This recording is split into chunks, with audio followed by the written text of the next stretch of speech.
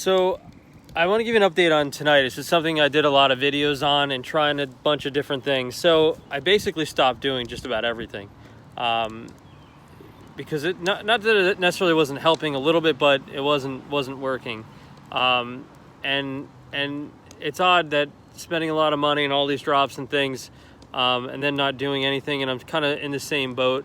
But as I've always said, it doesn't hurt to try, and definitely do certain things.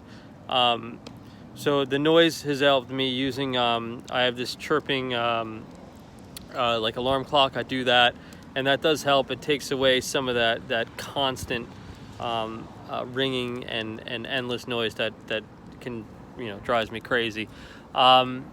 Another thing, I think I've had some more recent relief, and I don't really know, and it doesn't seem like there's much out there. I do believe that the tinnitus is something to do with inflammation.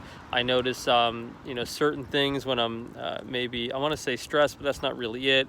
But different foods, all those things that I've heard a lot of people say that have actually caused issues. I have to, my dog's like running away. Sammy, come.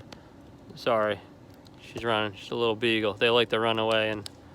And so in any case, so I try to, back to inflammation. So that's one thing I basically was saying, and try different things to bring down the inflammation. But charcoal, activated charcoal is the newest thing that I've done, and I'm kind of getting some sense of relief. I don't know if it has anything to do with that, but as inflammation based.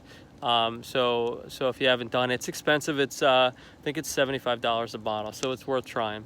So that's my newest try, and see if that gets you anywhere.